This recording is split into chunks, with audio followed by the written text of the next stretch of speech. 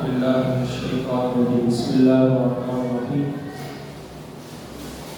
قال الله تبارك وتعالى في القرآن المجيد إن الله وملائكته يصلون على النبي يا أيها الذين آمنوا صلوا عليه وسلموا تسليما اللهم صل على سيدنا ومولانا محمد وعلى آله والكرم وآله وأصحابه وسلم صلاة وسلام عليك يا سيدي يا رسول الله وعلى آلك وأصحابك يا نور الله.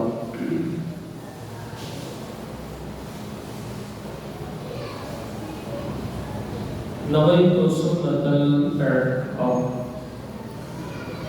حضور نبی کریم علیہ السلام عبادت میں درود و سلام پڑھنے کے بے شمار فضائل اور برکات. ایک مرتبہ ام المؤمنین حضرت سیدنا عائشہ صدیقہ رضی اللہ تعالی عنہا سحری کے وقت کچھ سی رہی تھی کہ اچانک سوئی جو تھی وہ آپ کے ہاتھ سے گر گئی اور چراغ بھی بجھ گیا. اتنے میں رحمت عالم صلی اللہ علیہ وسلم ہمارے پیارے آقا علیہ السلام یہ تشریف لائے اور آپ کے مبارک چہرہ انور کی برکت سے سارا گھر روشن ہو گیا، حتیٰ کہ جو سوئی تھی وہ بھی مل گئی. اس پر ہماری امی جان حضرت سیدنا عائشہ صدیقہ رضی اللہ تعالی عنہا کہنے لگی یا رسول اللہ صلی اللہ علیہ وسلم آپ کا چہرہ انور کتنا روشن ہے، آپ کا چہرہ انور کتنا روشن ہے. سرکار مدینہ علیہ السلام نے ارشاد فرمایا وَيْلٌ لِمَن لَا يَرَانِي يَوْمَ الْقِيَامَةِ. اے عائشہ اس شخص کے لیے ہلاکت ہے کہ جو مجھے قیامت کے دن نہ دیکھ سکے. اللہ اکبر. تو عائشہ نے عرض کی کہ یا رسول اللہ صلی اللہ علیہ وسلم وہ کون ہے جو آپ کو قیامت والے دن دیکھ نہیں پائے گا؟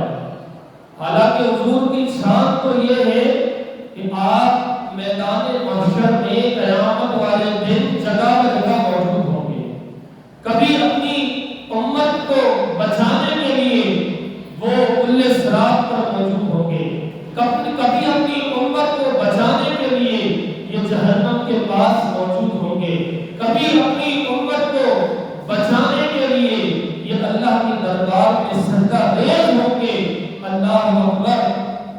تو ہر جگہ حضور علیہ السلام یہ بھاگ رہے ہوں گے، دوڑ رہے ہوں گے، اور جہاں سے صدا آئے گی امتی آپ کو پکارے گا تو پیارے آقا علیہ السلام اس کی پکار پر، اس کی طرف پر، اس کی مدد کرنے کے لیے وہاں پر پہنچ جائیں گے. اللہ اکبر.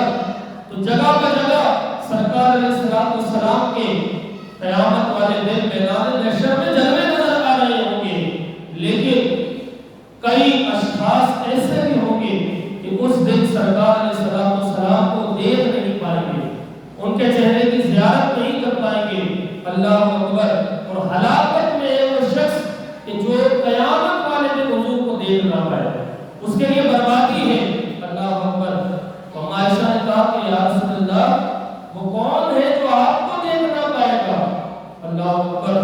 تو فرمایا کہ وہ بخیل ہے. بخیل ہے.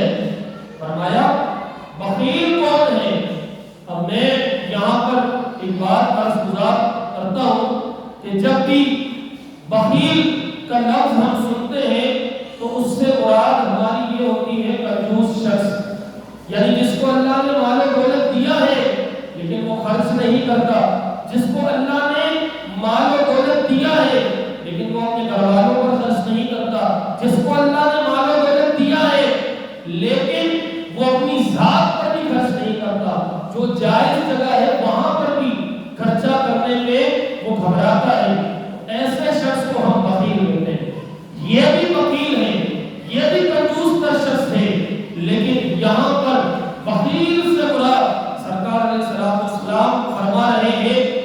الذی لا یصلی علی اذ سمع بعصمی، فرمایا بخیل وہ ہے کہ جس کے سامنے میرا ذکر ہو، میرا نام لیا جائے، لیکن وہ مجھ پر درود نہیں پڑتا۔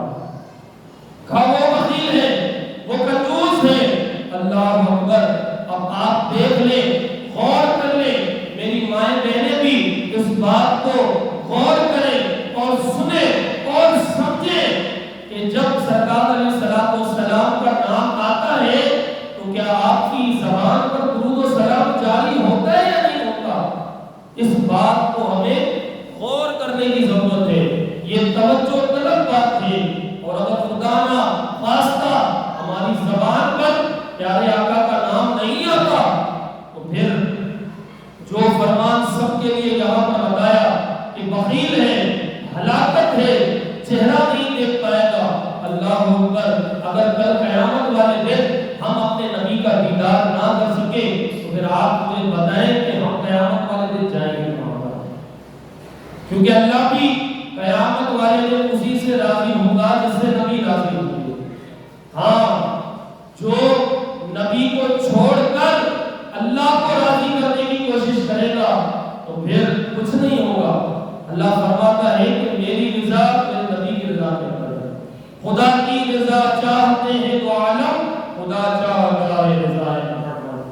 اگر ہمیں خدا کو راضی کرنا ہے تو ہمیں نبی کو راضی کرنا پڑے گا۔ اگر ہم چاہتے ہیں خدا کے محبوب بن جائیں تو ہمیں نبی کا محبوب بننا پڑے گا، ان کی محبت ہمیں اپنے دل کے اندر یہ بٹھانی پڑے گی۔ تو جب بھی پیارے آقا علیہ السلام کا اس میں گرامی آئے، نامی آئے تو جھوم کر درود پاک پڑھنا چاہیے۔ اللہم صلی علی سیدنا و مولانا محمد الواحد الوجود والکرم وآلہ وبارک وسلم صلاۃ و سلام علیک یا سیدی یا رسول اللہ صلی اللہ تعالی علیہ وسلم۔ اللہ پاک کے آخری نبی صلی اللہ تعالی علیہ وآلہ وسلم نے ہمیں ہر ایک کے حقوق ادا کرنے کا حکم بیان فرمایا ہے۔ اگر آپ بیٹے ہیں، آپ کے ماں باپ زندہ ہیں تو آپ کو ماں باپ کے حقوق ادا کرنے پڑیں گے۔ اگر آپ خود باپ ہیں تو آپ کو اپنی اولاد کے حقوق ادا کرنے پڑیں گے۔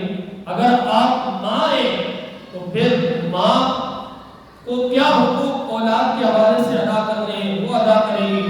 اللہ اکبر! اگر آپ بیوی ہیں تو خاوند کے کیا حقوق ہیں، اسلام ہمیں رہنمائی کرتا ہے۔ اور اگر آپ شوہر ہیں تو پھر بیوی کے کیا حقوق ہیں، یہ بھی اسلام ہمیں بتاتا ہے۔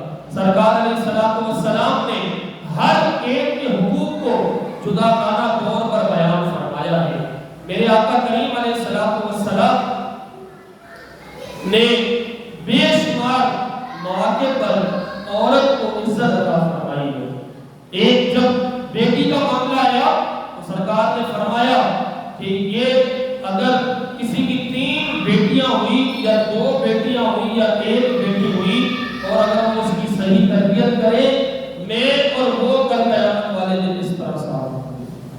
تو عورت کو اللہ تبارک و تعالیٰ کہ حبیب علیہ السلام نے ایک ذلت والی زندگی سے نکال کر ایک عزت والی زندگی عطا فرمائی ہے۔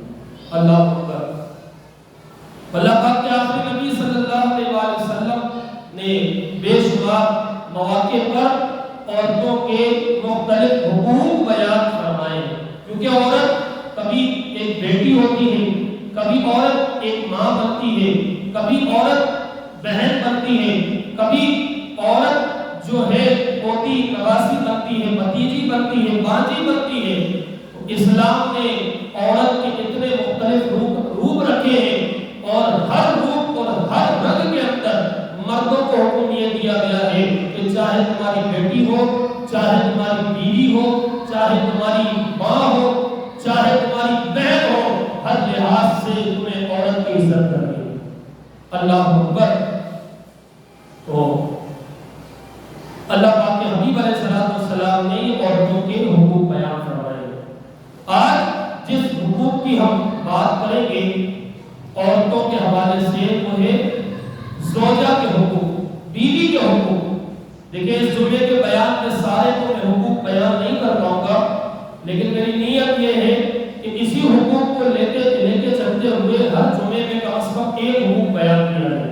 جیسے اس جمعے میں ایک حق بیان کروں گا کہ جو شادی کرتے ہیں، شادی کے بعد ازواجی زندگی سے وہ منسلک ہوتے ہیں اور وہ کسی پرائے گھر کی جو امانت ہے وہ اپنے پاس لاتے ہیں، ایک رشتہ ان کا ہو جاتا ہے، تو وہ حقوق کیا اس کو ادا کرنے ہیں۔ اللہ سبحان اللہ۔ نبی کریم علیہ السلام نے زنا سے بچنے کے لیے مسلمانوں کو یہ حکم دیا کہ تم نکاح کو عام کرو، یعنی انسان کے اندر نفسانی خواہشات کو اللہ تعالیٰ نے پیدا فرمایا ہے، اور اس نفسانی خواہشات کی تسکین کے لیے اللہ تعالیٰ نے عورت کو پیدا کیا ہے۔ اور عورت بھی کون سی جائز ہوگی کہ جو اللہ تعالیٰ نے اور اس کے حبیب نے بتایا ہے۔ دیکھیں مرد کے لیے کیا ماں جائز ہوگی؟ نفسانی خواہشات کی تسکین کے لیے نہیں۔ بیٹی جائز ہوگی؟ نہیں۔ بہن جائز ہوگی؟ نہیں۔ کون جائز ہوگی؟ عورت تو ہوگی، لیکن وہ بیوی ہوگی جس کو وہ نکاح کے ذریعے حلال کر چکا۔ تو بیویوں کے حقوق کے حوالے سے میں سمجھتا ہوں کہ اگر ہم جس بندے کی ہم شادی کر رہے ہیں، جس نوجوان کی ہم شادی کر رہے ہیں، اگر وہ ہمارا بیٹا ہے، اگر وہ ہمارا بھتیجا ہے، اگر وہ ہمارا بھانجا ہے یا پوتا ہے یا نواسا ہے، اس کی شادی کرنے سے پہلے اس کو بیوی کے حقوق سمجھائے کہ بیٹا اب جو تمہارے گھر پر آ رہی ہے تو اس کے حقوق ادا کرنے ہیں، اس سے منہ نہیں موڑنا، اس کے کیا کیا حق اسلام نے بیان کیے ہیں وہ تمہیں ادا یہ کرنے ہیں۔ اور یہ یاد رکھیں کہ گھر جو ہے امن کا گہوارہ اسی صورت میں بنے گا کہ جس گھر کے اندر ایک دوسرے کے حقوق ادا کیے جاتے ہیں۔ جب ماں یا باپ یا بیٹا اپنے ماں باپ کے حقوق ادا کرے گا، وہی گھر امن کا گہوارہ ہوگا۔ جب بیوی اپنے شوہر کے حقوق ادا کرے گی، وہی امن کا گہوارہ بنے گا۔ جب شوہر اپنی بیوی کے حقوق ادا کرے گا تو وہی گھر یہ امن کا گہوارہ بنے گا۔ اگر اس سے ہٹ کر کسی نے اپنی عقل چلانے کی کوشش کی تو پھر وہ گھر امن کا گہوارہ نہیں بنے گا۔ اللہ اکبر۔ تو جب ایک حقوق یہ بیوی کے حوالے سے بیان ہوئے، اس میں سب سے پہلے بیوی کو جو ہے وہ حق مہر ادا کرنا۔ مہر کیا ہے اس کے حوالے سے سنتے ہیں۔ فرمایا مہر جو ہے در حقیقت ایک عزت افزائی ہے جو ایک شوہر اپنی بیوی کی کرتا ہے، اور اس کا مقصد عورت کو عزت دینا ہے۔ یہ عورت کی قیمت نہیں ہے۔ کوئی اگر حق مہر دے کر یہ سمجھتا ہے کہ میں نے عورت کو خرید لیا ہے، نہیں، عورت کو خریدا نہیں ہے بلکہ یہ اس کی عزت افزائی ہے۔ تو فرمایا کہ حق مہر دینا یہ عورت کو عزت دینا ہے۔ پھر فرمایا کہ یہ ادا کرنا بھی ضروری ہے۔ شریعت نے شوہر کے ذمے بیوی کا لازم کیا ہے کہ حق مہر ادا کرنا۔ اس کا مقصد یہ ہے کہ جب مرد اپنی بیوی کو گھر میں لائے تو اس کی عزت کرے اور اسے ایسا تحفہ پیش کرے جو اس کی عزت اور توقیر کے لائق ہو۔ اور ویسے بھی کہتے ہیں کہ تحفہ آپس میں دیا کرو، ایک دوسرے کو تحفہ، رشوت نہیں۔ یہاں پر رشوت اور تحفے میں فرق ہے۔ اب جیسے اگر کسی کو کوئی منصب مل جاتا ہے، کوئی MLA بن جاتا ہے اور کوئی وزیر یا کوئی ایسے پوسٹ پر آ جاتا ہے، اب بھلے پہلے اس کو کوئی پوچھتا بھی نہیں ہوگا، اور جیسے ہی یہ پوسٹ پر آیا اب سب اس کو سلام کرنے لگے، السلام علیکم، وعلیکم السلام، بھائی تحفے آ رہے ہیں۔ تو یہ تحفے نہیں ہے، یہ رشوت ہے۔ یہ وقت آنے پر پھر آپ کو پتا چلے گا کہ یہ کتنی بندوں سے عزت کر رہا ہے۔ عزت اور تحفہ دینے سے بندے کی عزت بڑھتی ہے، رشوت دینے سے عزت بڑھتی نہیں ہے، گھٹتی ہے۔ تو بندہ کہتے ہیں کہ تحفے آپس میں دیا کرو، اس سے عزت اور محبت بڑھتی۔ تو اسلام ہمیں یہ کہتا ہے کہ جب تم اپنی بیوی کو نکاح کرنے کے بعد اپنے گھر پر لاؤ تو سب سے پہلے اس کو تحفہ ادا کرو، اس کو حق مہر دو، تاکہ اس سے تمہارے درمیان محبت بڑھے، تم لوگوں کے درمیان محبت کا سلسلہ یہ قائم یہ ہو جائے۔ اللہ اکبر۔ شریعت اسلامیہ کا تقاضا یہ ہے کہ مہر کی رقم کم نہ رکھی جائے کہ جس سے عورت کی عزت و احترام کا پہلو مفقود ہو جائے، اور نہ ہی اتنی زیادہ رکھی جائے کہ شوہر اسے ادا کرنے کی طاقت ہی نہ رکھتا ہو۔ کیونکہ اب یہ دیکھا جا رہا ہے کہ مختلف برادریوں کے اندر ایسی شرائط بیچارے کو رکھ دیتے ہیں کہ دولہے کی عمر جو ہے 40 45 50 تک پہنچ جاتی ہے، اور وہ حق مہر جمع کرنے میں بیچارہ لگا ہوا ہوتا ہے، اور تب جا کے اس کی یہ شادی ہوتی ہے۔ بھائی کتنا سونا تولہ، کتنا سونا حق مہر ہونا چاہیے؟ بھائی ہمارے یہاں پر مثال دے رہا ہوں کہ مختلف خاندانوں کے اندر کہتے ہیں ہمارے یہاں پر تو رواج ہے کہ 5 تولہ سونا حق مہر، اور جناب 5 لاکھ روپے یا 2 لاکھ روپے، کہ بھائی ادھر بندے کے کھانے کے وعدے اور آپ کو حق مہر اتنا بڑھا کر بیٹھے ہوئے ہو کہ جس کی کوئی حد نہیں۔ بھائی اتنا دیکھیں، جتنا حق مہر آسان ہوگا نا اتنی میاں بیوی کی زندگی آسان ہو جائے گی، یہ یاد رکھنا۔ جتنا حق مہر آسان ہوگا اتنی ان کی زندگی آسان گزرے گی۔ تو اتنی زیادہ رقم یہ نہ کر دی جائے کہ جو بیچارہ مرد ہے پھر وہ مجبور ہے کوئی اور قدم اٹھانے پر یہ مجبور ہو جائے، کیونکہ زنا کے دروازے کھلے ہوئے ہیں۔ دیکھیں میں نے پہلے ہی کہا کہ انسان کے اندر نفسانی خواہشات اللہ نے رکھی ہے۔ جب فرشتوں نے کہا تھا کہ اللہ یہ انسان کو جو ہے یہ تیری بڑی نافرمانی کرتے ہیں، ہم دیکھو ہم کو عبادت کرتے ہیں، تو اللہ تعالیٰ نے فرمایا کہ اے میرے فرشتوں ان کو میں نے نفس دیا ہے، تمہیں نفس نہیں دیا۔ اگر میں تمہیں نفس دے دوں تو تم بھی انہی کی طرح ہو جاؤ گے، تم بھی انہی کی طرح ہو جاؤ گے۔ میرا تو انسان کے اندر یہ نفسانی خواہشات اللہ نے پیدا کر رکھی ہے، اس کے اندر موجود ہے، تو اس کی تسکین کا ذریعہ یہ نکاح تھا۔ اللہ اکبر۔ تو میرا اگر وہ رقم اتنی زیادہ ہوئی حق مہر کی کہ جس سے وہ ادا نہ کر پایا، اور ہم جو ہے وہ یہ سمجھ رہے ہیں، لڑکی والے یہ سمجھ رہے ہیں کہ جناب یہ تو ہماری بیٹی کے لیے مطلب صحیح ہے نا، تو بعد میں اس کو کوئی پریشانی نہیں ہوگی۔ بھائی اس طرح ساری زندگی جو ہے آپ کی بیٹی گھر پر بیٹھی رہے گی، تو زیادہ نہ کیا جائے۔ اور فرمایا کہ مہر کا وجوب، نکاح کے بعد مرد اپنی بیوی کا حق مہر ادا کرنا، مرد نکاح کے بعد مرد پر اپنی بیوی کا حق مہر ادا کرنا یہ فرض ہے۔ کیا ہے؟ فرض ہے، اور یہ اسے خوش دلی سے ادا کرنا۔ شروع میں اتنی رقم لکھوا دی جائے کہ پھر بعد میں دینا آسان ہو، خوش دلی سے ادا کرے۔ ارشاد باری تعالیٰ ہے وَآتُوا النِّسَاءَ صَدُقَاتِهِنَّ نِحْلَةً، اور عورتوں کو ان کے مہر جو ہے وہ خوش دلی سے ادا کرو۔ اللہ اکبر۔ کہتے ہیں کہ بعض لوگ ریاکاری کی غرض سے یہ بہت زیادہ مہر مقرر کر لیتے ہیں، اور لوگوں میں اپنی شان و شکر بتانے کے لیے یہ کہتے ہیں کہ دیکھو ہم نے اتنا حق مہر مقرر کیا، بعد میں بیچارے حق مہر کو ادا نہیں کر پاتے۔ سبحان اللہ۔ ایک عورت نے خدمت اقدس میں حاضر ہو کر عرض کیا یا رسول اللہ صلی اللہ علیہ وسلم میں اپنے نفس کا اختیار حضور کو دینے کے لیے آئی ہوں۔ رسول اللہ صلی اللہ علیہ وسلم نے نظر اٹھا کر اس کو دیکھا اور سر مبارک جھکا دیا۔ عورت دیر تک کھڑی رہی، تب ایک صحابی نے کھڑے ہو کر عرض کیا یا رسول اللہ اگر حضور کو اس کی ضرورت نہیں تو میرا نکاح اس سے فرما دیجیے۔ فرمایا تیرے پاس مہر کے طور پر کوئی چیز موجود ہے، تیرے پاس دینے کے لیے کوئی چیز یہ موجود ہے؟ اس نے عرض کی یا رسول اللہ میرے پاس کچھ بھی نہیں ہے، میرے پاس کچھ بھی نہیں ہے، بس یہی ایک تہبند ہے، یہی ایک تہبند ہے۔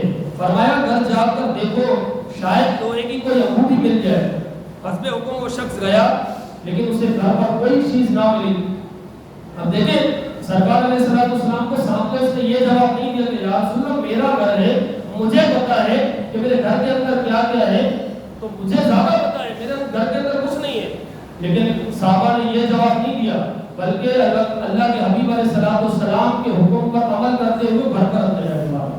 بھئی آپ کے گھر کے اندر کیا ہے مجھے پتہ ہے، آپ کو پتہ ہے کتنی چیزیں ہیں، کتنی الماریاں ہیں، کتنے پنکھے ہیں، کتنی لائٹیں ہیں، یہ آپ کو پتہ ہے، مجھے تو پتہ نہیں. تو آپ یہ کہہ سکتے ہیں کہ بھئی میرا گھر ہے، مجھے زیادہ معلومات ہے. اللہ کا تو صحابہ کہہ سکتے تھے، لیکن صحابہ بڑے باعث تھے، وہ رسول کے ہر حکم پر لبیک کہتے تھے. اگر دن میں 10 مرتبہ صحابہ کو کسی کام کا رسول حکم دیتے ہو، کام ایک ہی ہوتا، صحابہ اس کو خوش دلی سے ادا کرتے تھے. اللہ اکبر.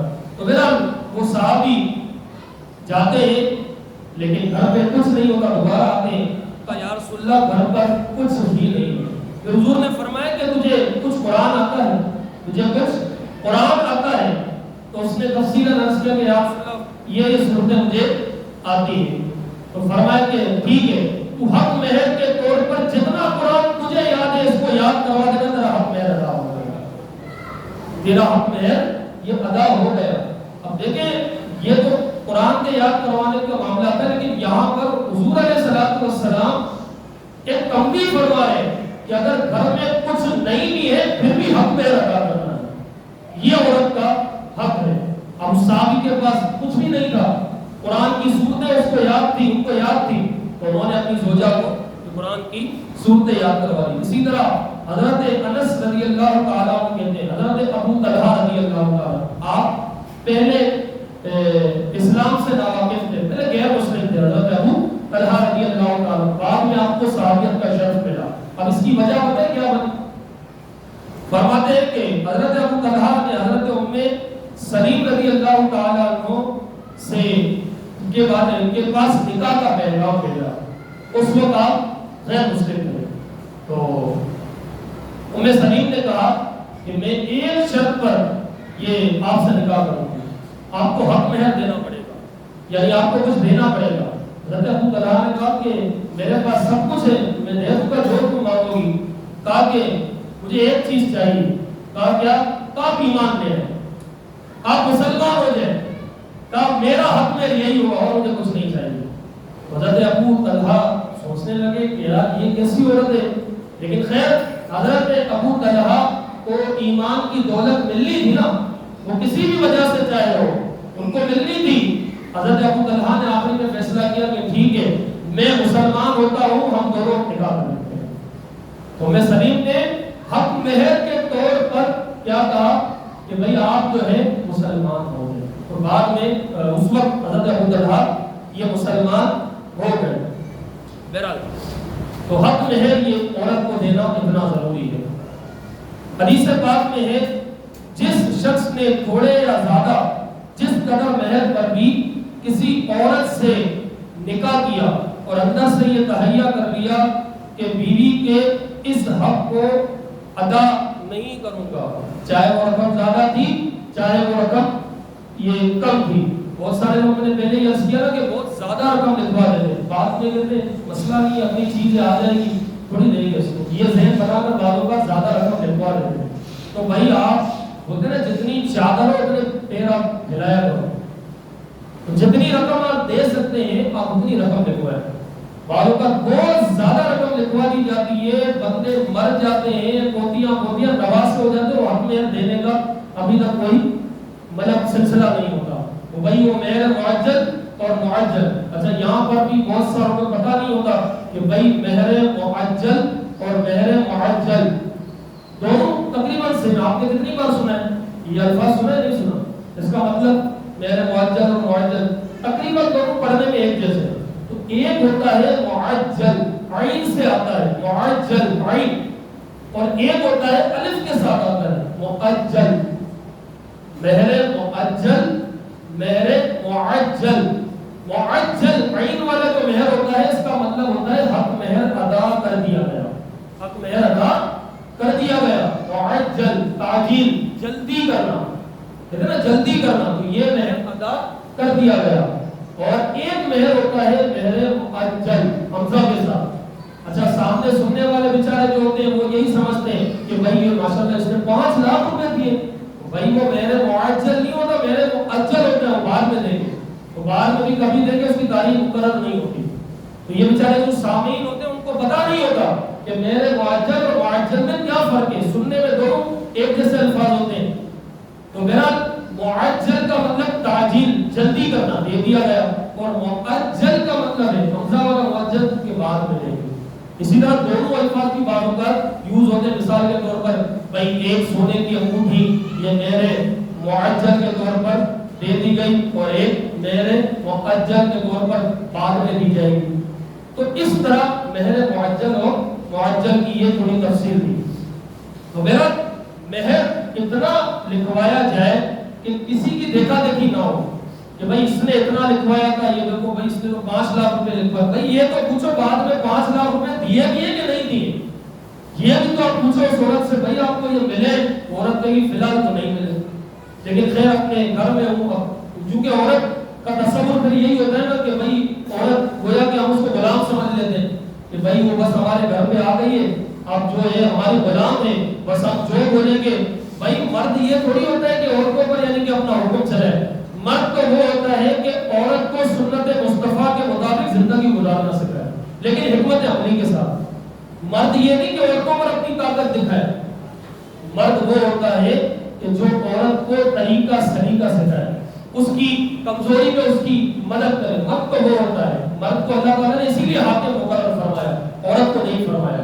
تو مرد اسی لیے تو فرمایا کہ اگر کسی نے اتنا زیادہ مہر لکھوا دیا کہ اس کا ذہن یہ بنا ہوا ہے کہ بعد میں نہیں دوں گا بھائی میں اس کو, بھلے آ جائے گی پھر کون پوچھے گا مجھ سے. تو فرمایا کہ اگر کسی نے اس طرح کیا, مہر لکھوا لیا اور دینے کا ارادہ نہ تھا اور وہ اسی حالت میں مر گیا, تو فرمایا قیامت والے دن وہ زناکاروں میں شمار کیا جائے گا, وہ زانیوں میں شمار کیا جائے گا. اس کی ایک الگ لائن ہوگی, اس میں کہا جائے گا یہ فلاں بندہ جو ہے نا یہ زانی ہے, اس کو زناکاروں میں رکھا جائے گا. تو بہرحال عورتوں کے حقوق میں سے, بیوی کے حقوق میں سے جو پہلا حق میں نے آپ کے سامنے بیان کیا ہے وہ کیا ہے, حق مہر اس کو دینا. ابھی بھی بہت سارے ایسے ہوتے ہیں کہ وہ کہتے ہیں بھائی بعد میں دے دیں گے. 10 سال شادی کو گزر گئے, وہ ایک سونے کی انگوٹھی دی تھی, اس کے بعد جو رقم تھی وہ آج تک نہیں. بھائی وہ دینا آپ پر لازم ہے, ورنہ یہی حدیث کے مصداق آپ بھریں گے. مجھے نہیں پتا ہے کہ کس کس نے دیا نہیں دیا, لیکن اگر کسی کے ساتھ یہ معاملہ ہے تو پھر وہ جلد سے جلد ادا کر لے. موت کا کوئی بھروسہ نہیں, اللہ نہ کرے آج ہماری زندگی کی آخری رات ہو اور ہم نے اپنی بیوی کو مہر ادا نہیں کیا, تو پھر کیا ہوگا, قیامت والے دن ہمیں اللہ زانیوں میں رکھے گا.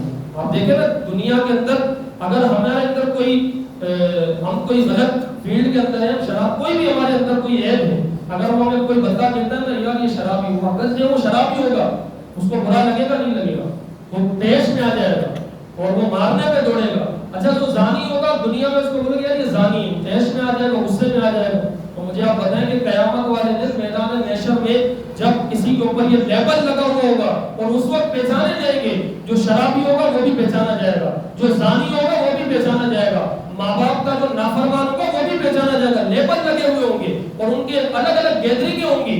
تو فرمائیں کہ اگر قیامت والے دن معاذ اللہ یہ معاملہ ہوا تو پھر ہم کہاں جائیں گے, وہاں پر ہم کس کے. آج جو ہم باتیں سنے سمجھے تھوڑی اس پر عمل کرنے کی کوشش کریں. معاشرے کے اندر چونکہ یہ معاملات بھی ہوتے ہیں کہ اب ازواجی زندگی ہے نا یہ بد سے بدتر ہوتی جا رہی ہے. شادی ہوتی ہے 6 مہینے کے بعد طلاق, 3 مہینے کے بعد طلاق, 1 مہینے کے بعد طلاق. بعضوں کا ایسا ہوتا ہے 1 سال ہوتا ہے, میاں اپنے گھر پر ہے, بیوی جو ہے وہ اپنے مائکے میں بیٹھی ہوئی ہے, 1 سال ہو گیا, نہ دونوں میں کوئی رابطہ ہے نہ کنیکشن ہے. اس طرح بعضوں کا ایک گھر کے اندر بھی اس طرح کے معاملات ہوتے ہیں. تو یہ اگر ایک ازواجی زندگی سے آپ منسلک ہیں تو پھر اس کے حقوق کیا ہے وہ آپ نے ادا کرنا. میں دوبارہ ایک بات عرض کروں, اس کے بعد اپنا بیان مکمل کرتا ہوں کہ جہاں پر ہم اپنے دولہے میاں کو یا پھر جو ہماری دلہن ہوتی ہے, ہماری بیٹی یا ہماری پوتی یا ہماری بھتیجی بانجی, تو مہربانی کر کے اس بچی کو میرے خاوند کے حقوق سکھائے دیں کہ بیٹا آپ جس گھر پہ جا رہی ہیں وہاں پر آپ کو کیا کیا یعنی کہ احتیاطیں کرنی ہے, کیا کیا حق ادا کرنے. اسی طرح جو دولہا بن رہا ہے, اب دولہے کو یہ بولا جاتا ہے بھائی تمہیں میک اپ کروانا ہے تو ہم یہاں سے انشاءاللہ چلیں گے, یا کھانا پہ چلیں گے, یہاں چلیں گے, وہاں چلیں گے, تھوڑا تم رینیوڈ ہو جاؤ گے.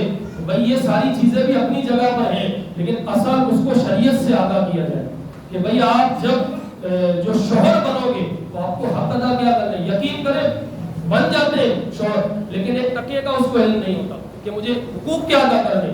بعد میں پھر کہتے ہیں یار ہمیں تو یہ پتہ ہی نہیں تھا، یہ معاملہ کون لا. بہرحال اس چیز کو تھوڑا سا دیکھا جائے.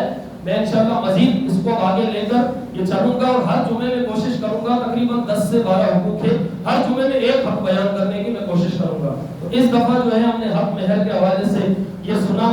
اللہ تعالیٰ کم و بیشی معاف فرمائے.